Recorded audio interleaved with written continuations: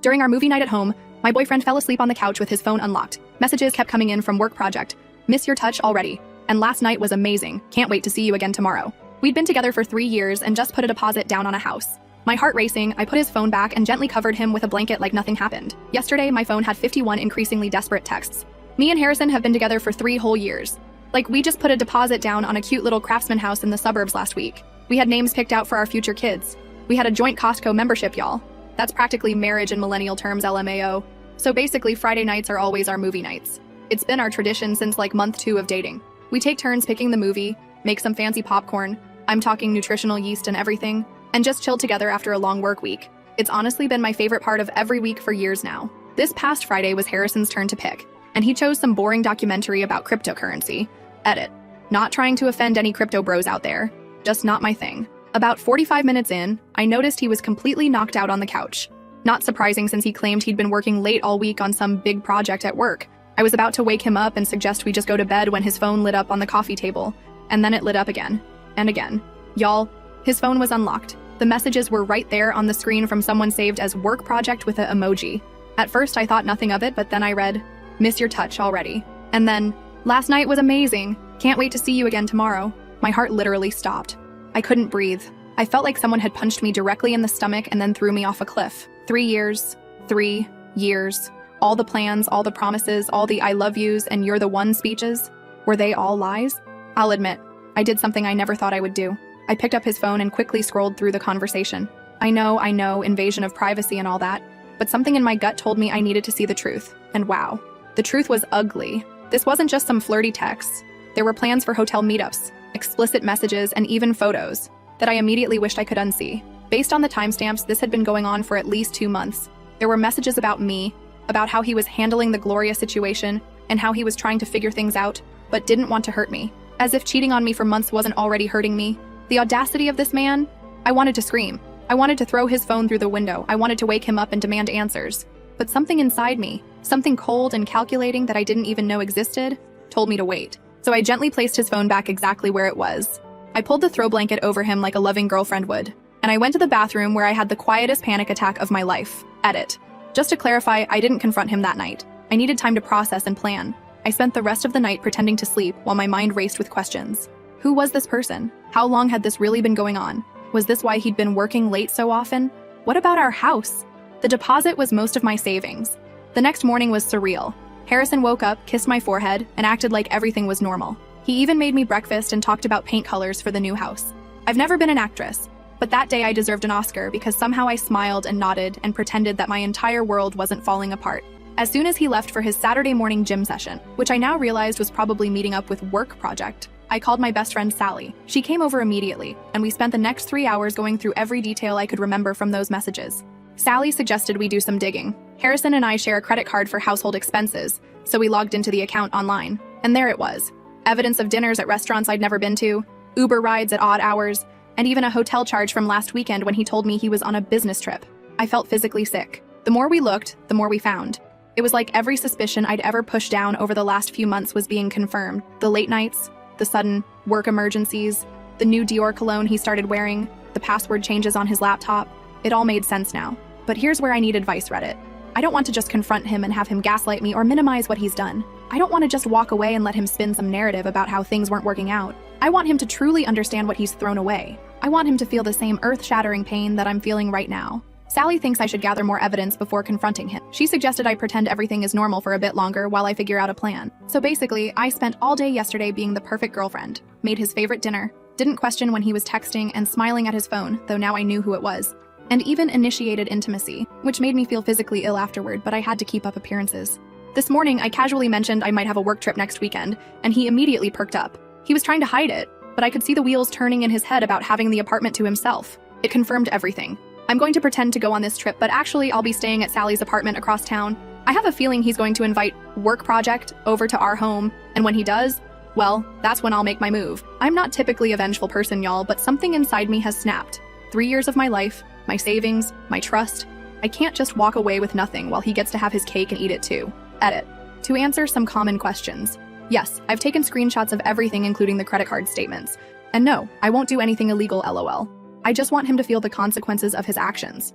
Edit 2. For those asking about the house deposit, we haven't closed yet. The money is in escrow and I've already contacted a lawyer about options. Don't worry, I'm protecting myself financially. Edit 3. Several of you in the comments are saying I'm being manipulative by not confronting him directly. Maybe you're right, but after 3 years of building a life with someone who's been living a double life, can you blame me for wanting some closure on my terms? First update. Okay, so first of all, wow. I did not expect my last post to blow up like that. Thank you to everyone who commented with advice and support. Reading your messages has honestly been keeping me sane through this nightmare. Y'all are the real MVPs. It's been exactly 1 week since I discovered Harrison's betrayal, and I have so much to update you on. So basically, I've been living a double life this past week. On the outside, I'm still Harrison's loving girlfriend who's excited about our new house and future together, but on the inside, I'm basically a private investigator collecting evidence and planning my exit strategy. As many of you suggested, I met with a financial advisor on Monday, told Harrison I was having lunch with a coworker. The advisor confirmed what many of you said in the comments. I needed to protect myself ASAP. Since the house deposit came mostly from my savings, she helped me draft a letter to the escrow company. I haven't sent it yet, but it's ready to go when I make my move. I also opened a new bank account at a completely different bank and started moving small amounts of money from our joint savings. Not enough that he'd notice, but enough that I'll have emergency funds when everything goes down. Edit. To the people calling this stealing, it's my money that I earned and deposited. I'm just protecting what's mine. But here's where things get interesting. Remember how I mentioned Harrison works at a marketing firm? Well, on Tuesday they had their monthly team happy hour, which partners are always invited to. I usually skip these because they're boring F, but this time I made sure to attend. Y'all, I met Work Project in person. Her name is Dina, and she's the new creative director who started about 3 months ago. Harrison introduced us so casually, like my world wasn't literally imploding as I shook her hand. She's exactly what you'd expect. Gorgeous, confident, stylish, everything I've been feeling insecure about lately. The way they interacted was so obvious once I knew what to look for. The inside jokes, the lingering eye contact, the way he kept finding excuses to be near her. At one point, I went to the bathroom and circled back through a different entrance to the bar, only to find them in a corner speaking intensely with their heads close together. They jumped apart when someone else approached. I wanted to scream or throw my drink in both their faces, but instead I smiled and played dumb. I even complimented her earrings, which looked expensive AF BTW, and asked about her background. Turns out she moved here from Chicago for the job opportunity. Yeah, right. More like for my boyfriend. When we were leaving, I overheard her tell him, "Your girlfriend seems so sweet," with this fake sympathetic voice. I literally had to dig my nails into my palms to keep from losing it right there. That night, Harrison was extra affectionate, probably out of guilt. He even suggested we look at furniture for the new house online. The audacity. I sat there picking out couches with him while imagining setting fire to everything he loves. I'm not actually going to do that, don't worry Reddit mods, LL. So Wednesday rolled around, and I decided to take some of your suggestions about tracking his movements. I downloaded our phone carrier's app, which shows the location history for phones on our family plan, Goldmine. Every Tuesday and Thursday when he claimed to be working late, his phone was at an address across town. A quick Google search showed it's an apartment complex. Guess whose name came up when I cross-referenced the address with some social media searches? Yup, Dina's. He's been going to her apartment twice a week like clockwork. Thursday was the hardest day to maintain my act. I knew exactly where he was going after work, exactly what he was doing, and with whom. He texted that he had to finish some graphics for a presentation and would be late. I responded with a sweet, "No problem, babe, I'll save you some dinner. Love you," while literally shaking with rage. While he was gone, I did a deep dive into our finances. We've been together 3 years, but only merged some of our accounts about a year ago when we started seriously saving for a house. I found charges for nice restaurants, wine shops, and even a jewelry store from last month. Jewelry. I've received exactly 0 pieces of jewelry from Harrison in the last 6 months. Edit. Several people asked if the jewelry could have been for me as a surprise. Nope. The date of purchase was the day before Valentine's Day, and he gave me a card for Valentine's Day. Just a card. Now I know where his real gift went. Friday was movie night again. The irony wasn't lost on me that exactly 1 week before, my life had been turned upside down during this same tradition. Harrison picked another documentary, about some tech billionaire, equally boring. This time, I watched him instead of the movie. The way he kept checking his phone, the way he angled it away from me when texting. All these behaviors I'd previously ignored now screamed red flags. After he fell asleep, he didn't even make it through the movie, typical. I checked his phone again. The conversation with Work Project had been deleted, but there was a new chat with D-Work that was obviously Dina. They were making plans for next weekend, when I'm supposedly at my work trip. Which brings me to my current plan. I've told Harrison I'll be leaving Thursday night for a healthcare conference in Denver. I work in office management, so this is plausible. In reality, I'll be at Sally's apartment across town, watching everything unfold via the doorbell camera I secretly installed yesterday while Harrison was at the gym. Based on their texts, Dina will be coming over Friday night to our apartment, probably sleeping in our bed. The thought makes me physically ill, but it will be the final proof I need. While they're playing house in my absence, I'll be executing the next phase of my plan. 1. Sending the letter to the escrow company about the house deposit. 2. Transferring the remaining money from our joint accounts. 3. Packing up my essential belongings. I've already been slowly moving sentimental items to Sally's. 4. Printing copies of all the evidence I've gathered. 5. And finally, preparing for the confrontation of a lifetime. Several of you suggested some wild revenge scenarios in the comments, and I appreciate the creativity. But I've decided I want something more impactful. I don't just want a momentary gotcha moment. I want Harrison to understand exactly what he's losing. Not just me, but our future, his reputation, and his dignity. The hardest part has been pretending everything is normal this week. We've still been sleeping in the same bed, eating meals together, making plans for the future. Yesterday, he wanted to talk about potentially getting a dog for the new house, and I had to sit there nodding and discussing breeds while knowing there will be no house, no dog, and no future. Sometimes I look at him and still see the man I fell in love with, the man who held my hand through my dad's health scare last year, the man who surprised me with concert tickets for bands I love, the man I thought I'd grow old with. And then I remember the texts, the lies, the betrayal, and I feel nothing but cold determination. Am I doing the right thing, Reddit? He's taken so much from me already. My trust, my plans for the future, my sense of security. I want to take back some power in how this ends. Edit. To address some common questions. Yes, I've been tested for STIs, all clear so far. And yes, I've documented everything for potential legal issues with the house. Edit 2. Several people asked if I've considered that this could all be explained away somehow. Trust me, there is no innocent explanation for the text I saw and the evidence I've gathered. This isn't a misunderstanding. Second update. Y'all, my hands are literally shaking as I type this update. The past 72 hours have been the most emotionally draining of my life. But what went down was so much more satisfying than I could have imagined. I'm still in shock that I actually went through with it. So basically, let me pick up where I left off. Last Thursday, I kissed Harrison goodbye with my overnight bag packed for my conference in Denver. He actually helped carry my bag to the car, told me he'd miss me, and that he'd just be catching up on work while I was gone. The lies this man tells with a straight face, unbelievable. I drove around the block, waited 20 minutes, then headed straight to Sally's apartment. We'd set up a command center of sorts, snacks for stress eating, and enough wine to get through what we knew would be a difficult night. While we waited, I finalized everything. Sent a notarized letter to the escrow company withdrawing from the house purchase. Transferred my portion of our joint savings to my new account. Contacted my doctor to have my medical records transferred to a new practice. Changed all my passwords and recovery emails. Removed myself as an authorized user on our credit cards. Around 7:30, the doorbell camera alerted us to movement. And there she was, Dinah, looking gorgeous in a dress I could never afford, carrying an overnight bag and a bottle of wine. Harrison greeted her with a kiss that made my stomach turn. They didn't even wait until they were inside to start pawing at each other. In the doorway of the home we shared, that's when something inside me just shifted. Sally saw it happen. She said my whole face changed. I wasn't sad anymore. I was done. Okay, so here's where I did something I never thought I would do. I opened the doorbell camera app on my phone and hit record. I captured everything. The kiss, them going inside, even their conversation through the door about how nice it was to finally have the place to themselves. The audio was crystal clear, y'all. Like, you could literally hear Harrison telling Dina how excited he was for a Harrison and Dina weekend without having to worry about Gloria.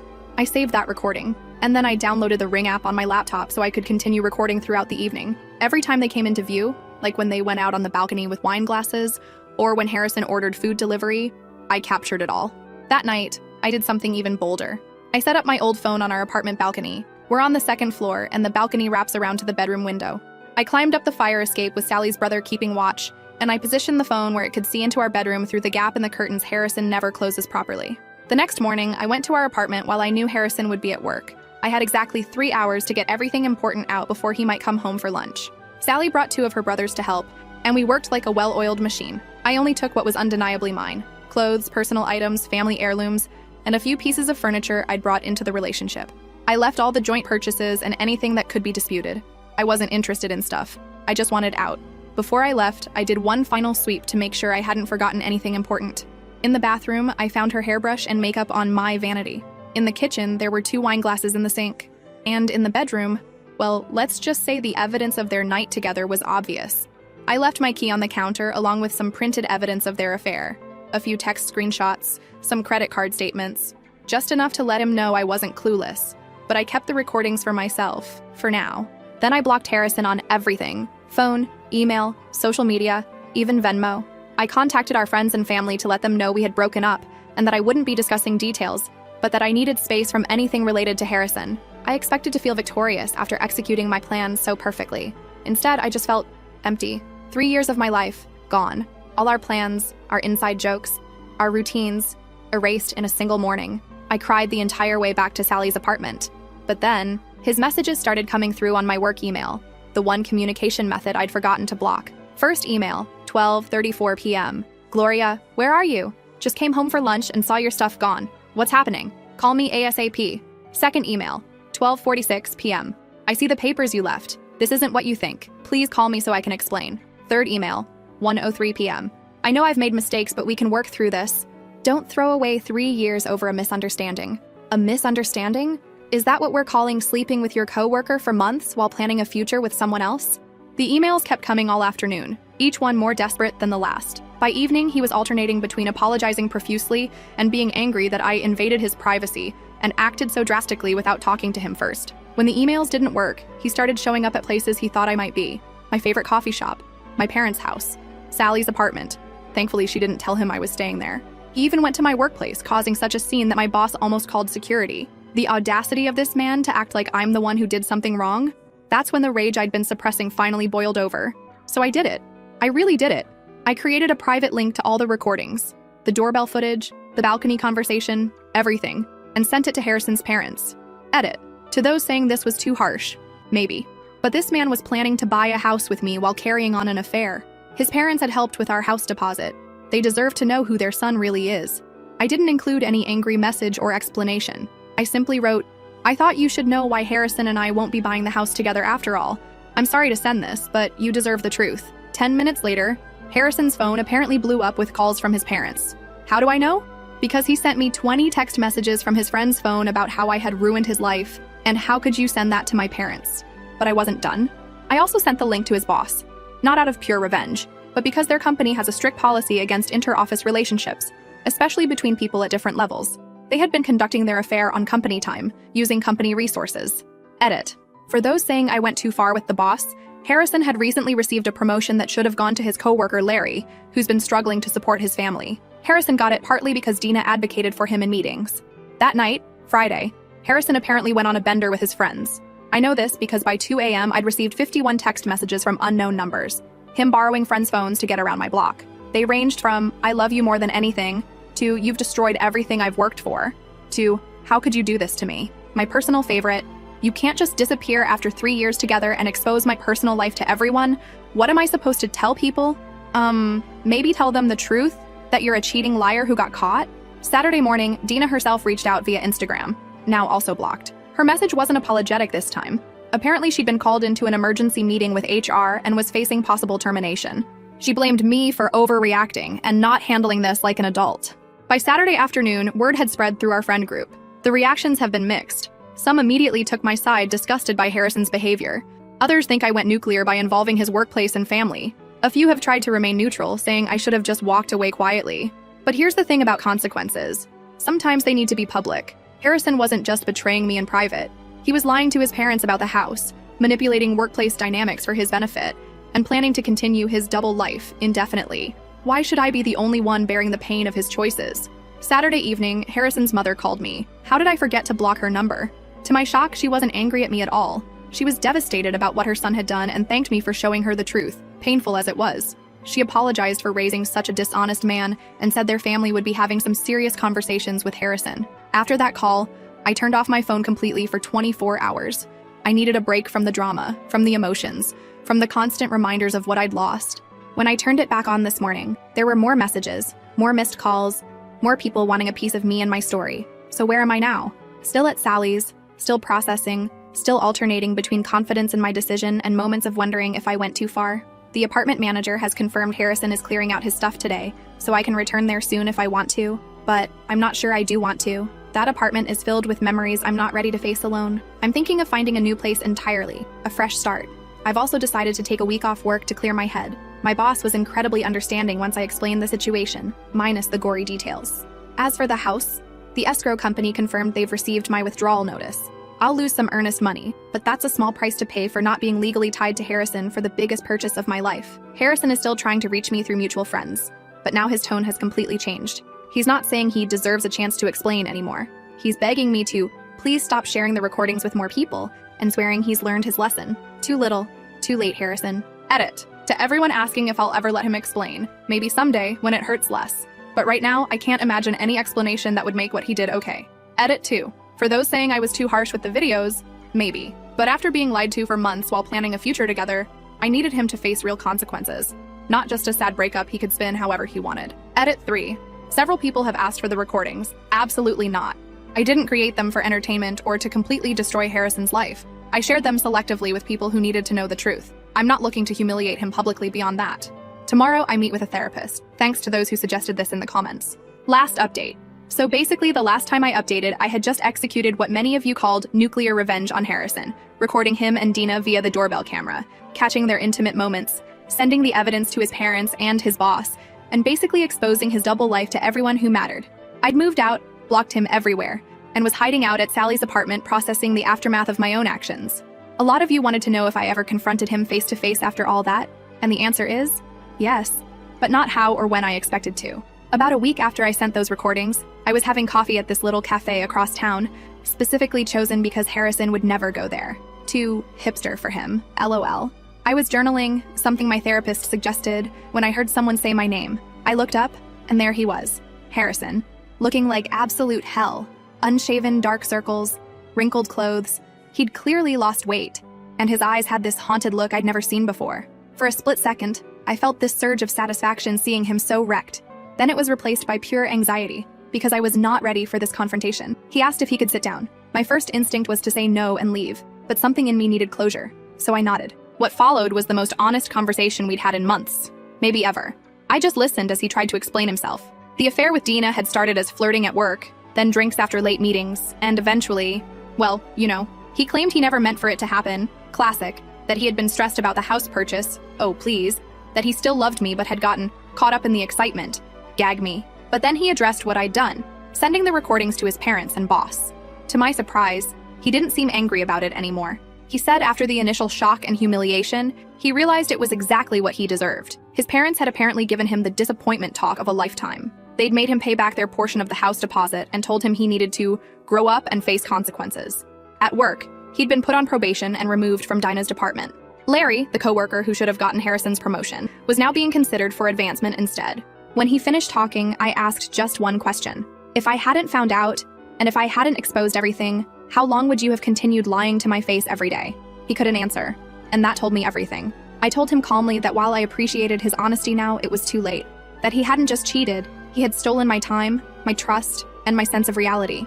That while he was figuring things out, I was planning our future, believing in promises that were already broken. When I told him I forgave him, not for his sake, but for mine, because carrying anger would only hurt me in the long run. His face when I said that. It was like he'd been preparing for more rage and had no defense against compassion. I left him sitting there at the cafe, and it felt like closing the final chapter of a book I never wanted to read again. Edit. So many of you have asked if this means we got back together. Absolutely not. Forgiveness doesn't mean reconciliation. The weeks that followed were a blur of practical matters. Found a cute studio apartment that's just mine, and decorated it exactly how I want. Sorted out the financial mess from the canceled house purchase. Lost some money, but protected most of my investment. Started therapy twice a week. Best decision ever, y'all. Leaned heavily on friends who showed up in ways I never expected. As for Dina, she actually reached out again about 2 months after everything went down. Turns out, after the HR investigation and all the drama at work, she decided to transfer back to the Chicago office. She told me Harrison had been lying to her too, telling her our relationship was basically over, that we were only staying together until the house purchase was complete for financial reasons. She apologized again for her part in everything and wished me well. We're not friends, obviously, but at least there's no lingering animosity. So what about Harrison? Last I heard, from mutual friends, I don't ask, but people tell me anyway, he's transferred to his company's Seattle office for a fresh start. Apparently, even after the probation period ended, the workplace had become too uncomfortable with everyone knowing about his affair with Dina and the recordings I'd sent. His boss apparently gave him the option to transfer or look for a new job, and he chose transfer. Harrison's parents still call me occasionally, believe it or not. They were so shocked by the recordings I sent, but after processing everything, they've maintained a relationship with me separate from their son. His mom even sent me a care package on my birthday with homemade cookies and a heartfelt card saying she still thinks of me as family. The house we almost bought? It sold to another couple last month. I drove by it recently, saw their moving truck in the driveway, and felt nothing but relief that it wasn't me tied to that mortgage. And to Harrison, last week I was unpacking the last box in my new apartment. Yes, it took me 6 months to fully unpack, don't judge LOL, and found an old birthday card from Harrison. It read, "To many more years of adventure together." A few months ago, finding this would have sent me into a spiral. This time, I just smiled sadly and threw it away. Edit. For those asking if I still have the recordings, yes, but they're locked away where no one else will ever see them. They served their purpose, and I don't need to keep revisiting that pain. Edit 2. To clarify, since so many are asking, yes, I'm legally and financially completely separated from Harrison now. No shared accounts, no shared debts, clean break. Edit 3. To the person who DM'd me saying I'm damaged goods now and no man will want me. Who hurt you? Actually, don't answer that, just do better. Edit 4. For those asking if I regret sending the recordings to his boss, maybe a little. But Harrison using his relationship with Dina to advance professionally, while Larry, who has 3 kids and a sick wife, got passed over, that needed to be exposed too.